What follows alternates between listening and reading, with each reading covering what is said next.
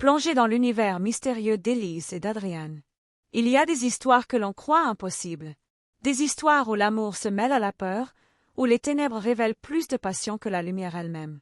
Élise, une jeune femme comme tant d'autres, a croisé le chemin d'un homme qui n'était pas humain, et sa vie ne fut plus jamais la même. Voulez-vous découvrir ce que signifie aimer un être dont le cœur ne bat pas? Suivre une héroïne qui franchit les frontières du monde des mortels pour l'éternité? Abonnez-vous maintenant pour ne rien manquer de cette saga envoûtante, et laissez-vous emporter par un récit où mystère, danger et passion se côtoient à chaque page. Chaque chapitre est un pas de plus dans la forêt des secrets, chaque rencontre un frisson que vous ne voudrez pas manquer. Rejoignez-nous, et entrez dans l'histoire, si vous l'osez. Le soleil déclinait doucement derrière les collines, teintant la forêt de lueurs orangées. Élise avançait sur le petit sentier qu'elle connaissait par cœur, un panier d'herbes médicinales au bras. Elle aimait ces moments de solitude, quand le vent dansait entre les branches et que les oiseaux chantaient leurs derniers airs du soir.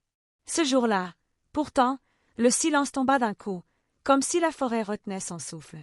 Les feuilles cessèrent de bruisser. Même le ruisseau voisin semblait s'être figé. C'est alors qu'elle le vit. Un homme se tenait au milieu du chemin, immobile. Sa silhouette était élancée, sa peau étrangement pâle, comme éclairée de l'intérieur par une lueur froide.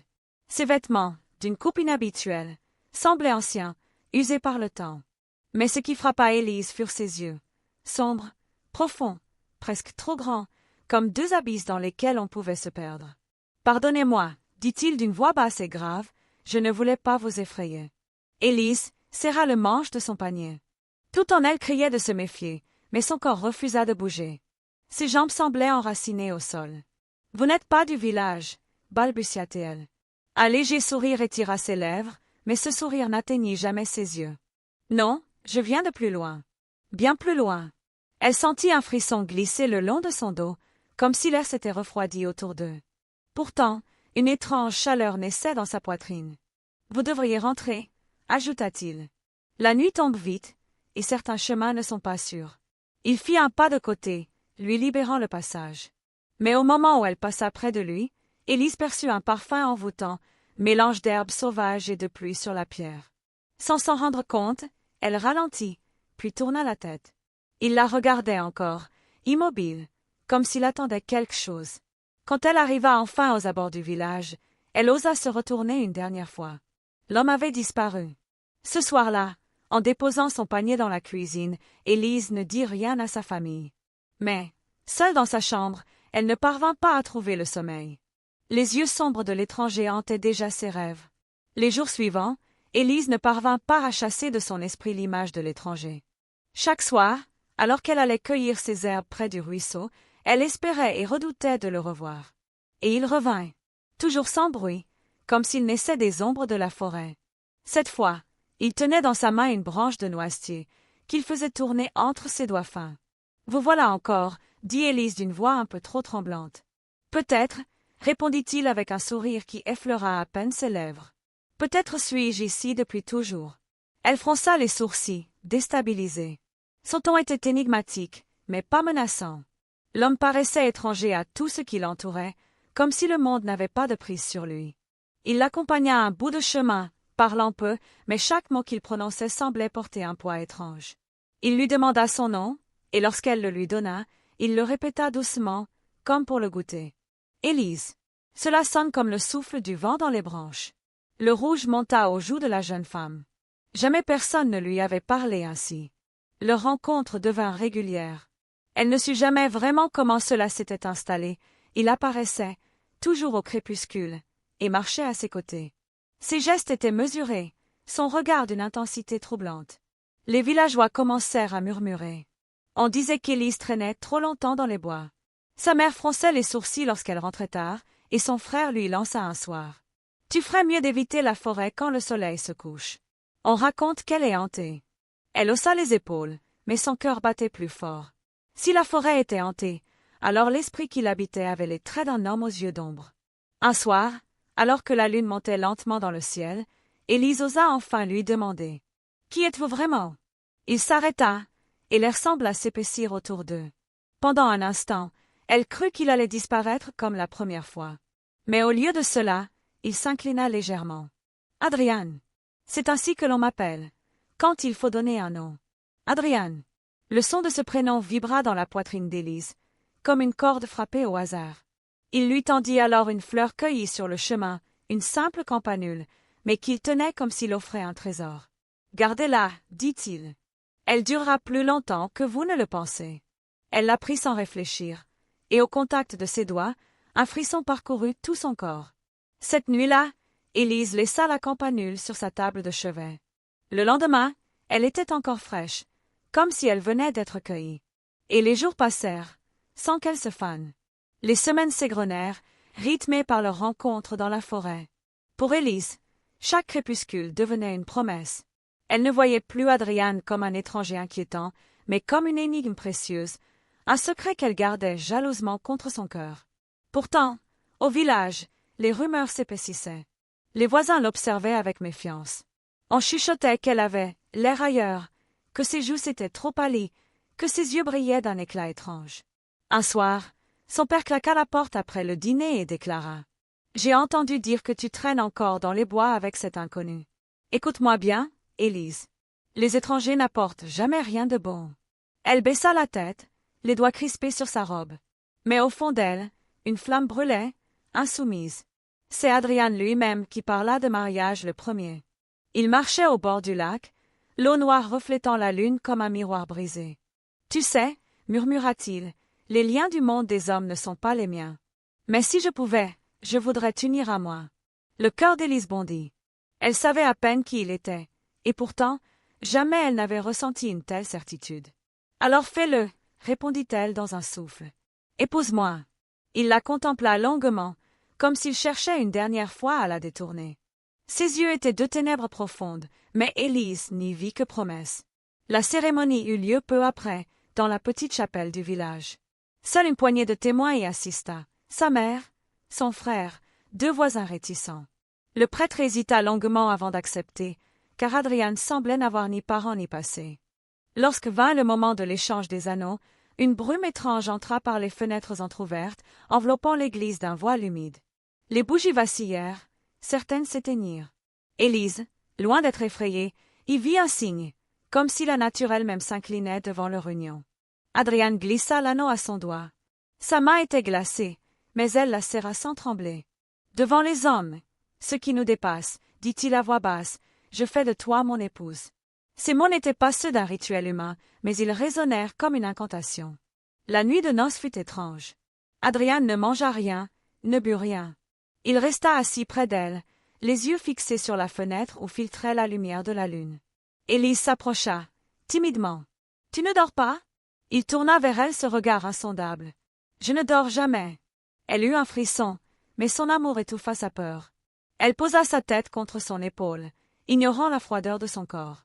Et dans le silence de la chambre, elle se dit qu'elle n'aurait jamais besoin de rêver, tant que cet homme des ombres veillerait sur elle. Les premiers jours après les noces furent étranges, comme si le temps avait changé de texture. Pour Élise, chaque matin s'ouvrait dans une sorte de torpeur. Elle se réveillait pâle, le souffle court, mais le regard d'Adrian suffisait à lui faire oublier sa faiblesse. Au village, les langues allaient bon train. Certains disaient qu'elle avait vendu son âme, d'autres affirmaient qu'Adrian ne travaillait pas, ne commerçait pas, qu'il ne vivait pas comme un homme. On ne le voyait jamais en plein jour, seulement à la tombée du crépuscule.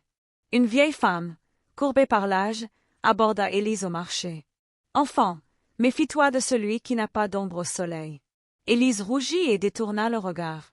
Elle voulait croire que ce n'était qu'une superstition. Un soir, incapable de résister à ses soupçons, Élise suivit Adrian. Il avait quitté la maison sans bruit, et elle marcha à pas feutrés derrière lui, dans les bois noyés de brume. Il s'arrêta au bord du lac. La lune ronde flottait à la surface de l'eau, et c'est alors qu'Élise vit l'impossible. Le reflet d'Adrian n'était pas celui d'un homme. Dans les ondulations noires, une silhouette informe se dessinait, faite d'ombres mouvantes, de brume et de ténèbres aux contours incertains. 2 yeux brillants perçaient cette masse obscure. Élise étouffa un cri. Ses mains tremblaient. Adrian se retourna. « Tu n'aurais pas dû me suivre. » Sa voix n'était plus tout à fait la même, plus grave, plus profonde, comme si plusieurs échos s'y mêlaient. Mais son regard, sombre et magnétique, restait inchangé. Il s'avança lentement. Elle recula d'un pas, mais ses jambes refusèrent d'aller plus loin. « Qui es-tu » balbutia-t-elle. Il soupira, et la brise du soir se leva soudain, froide, sifflant entre les arbres. Je ne suis pas de votre monde, Élise. Depuis des siècles, je marche parmi les hommes. Certains m'appellent démon, d'autres esprits. Mais je ne suis ni l'un ni l'autre. Je suis ce que vous craignez quand la nuit tombe. Son cœur battait si fort qu'elle crut qu'il allait éclater. Pourtant, dans sa peur, une part d'elle brûlait toujours de désir et d'attachement. Alors pourquoi moi? Pourquoi m'avoir choisi? Il s'approcha, si près qu'elle sentit l'air glacé de son corps. Parce que tu m'as vu, et tu n'as pas fui. Parce que ton âme brille plus que toutes celles que j'ai croisées. Un silence lourd s'installa. Élise comprit que son époux n'était pas humain, mais qu'il l'aimait à sa manière. Et ce fut peut-être cela qui l'effraya le plus. Depuis la nuit où elle avait vu la véritable nature de son époux, Élise ne trouvait plus le repos. Elle aimait encore Adrian, mais désormais chaque geste, chaque mot de sa part avait un double visage, celui de l'homme mystérieux qui l'avait séduite, et celui de l'ombre monstrueuse qu'elle avait surprise dans l'eau. Peu à peu, elle s'affaiblit. Ses joues perdirent leur couleur, ses lèvres devinrent pâles. Au matin, elle peinait à se lever, comme si chaque nuit quelque chose drainait son souffle. Adrian veillait sur elle avec une sollicitude étrange. Il l'entourait de couvertures, lui apportait des herbes qu'il disait venues d'ailleurs, mais jamais il ne mangeait ni ne buvait en sa présence. Ses yeux la suivaient partout, brûlants, comme si elle était la seule source de chaleur dans son existence glacée. Un soir, Élise chercha conseil auprès de la vieille femme du marché. Elle osa l'approcher à la lueur des torchers, quand la place se vidait. « Dites-moi, murmura-t-elle, vous qui savez les choses anciennes. Que devient une femme mariée à un être qui n'est pas humain? » La vieille la fixa longtemps, ses yeux voilés de cataractes scintillant comme ceux d'un hibou. « Elle s'éteint, répondit-elle enfin. Car ces êtres se nourrissent de ce qu'ils aiment. Plus ils aiment, plus ils prennent. Élise sentit ses mains se glacer. Mais, il m'aime. Justement, dit la vieille en serrant son poignet. C'est son amour qui est en danger. Au village, les murmures se firent plus pressants. Les voisins la regardaient de travers, certains enfants la fuyaient. On disait qu'un souffle glacé passait toujours près de leur maison à la tombée de la nuit, que les chiens hurlaient quand Adrian traversait la rue. Un soir, son frère entra brusquement dans la maison, le visage rouge de colère. « Élise, écoute-moi. Cet homme n'est pas normal. Je t'ai vu décliner depuis ton mariage. Si tu restes avec lui, il te tuera à petit feu. » Adrian apparut à l'ombre de la porte, immobile, ses yeux plus sombres que jamais. Son frère blêmit, comme frappé par une présence invisible, et recula sans un mot. Élise, le cœur battant, resta seule avec son époux. Il la contempla longuement, puis effleura sa joue glacée. « Ne les écoute pas, murmura-t-il. Je ne veux que toi. Mais pour être mienne, il faudra accepter ce que je suis. » Elle frissonna. Une partie d'elle voulait fuir loin, très loin. Mais une autre partie, plus profonde, plus dangereuse, savait qu'elle ne pouvait plus vivre sans lui. L'hiver approchait. Le ciel se couvrait plus tôt chaque jour, et la brume restait suspendue entre les maisons du village, donnant à tout un air d'étrangeté. Élise, elle, dépérissait. Ses forces la quittaient comme l'eau fuit d'un vase fêlé. Pourtant, chaque fois qu'elle croisait le regard d'Adrian, elle se sentait retenue au bord du gouffre, incapable de rompre le fil invisible qui les liait. Une nuit, alors que la neige commençait à recouvrir les collines, Adrian la conduisit hors du village. Ils marchèrent jusqu'au cœur de la forêt, là où les arbres étaient si hauts qu'ils semblaient effleurer le ciel. La lune, voilée de nuages, jetait une lueur blafarde sur leurs pas. Il s'arrêta au pied d'un chêne noueux et se tourna vers elle. Son visage, habituellement impassible, semblait chargé d'une gravité inhabituelle. « Élise, dit-il, tu as vu ce que je suis.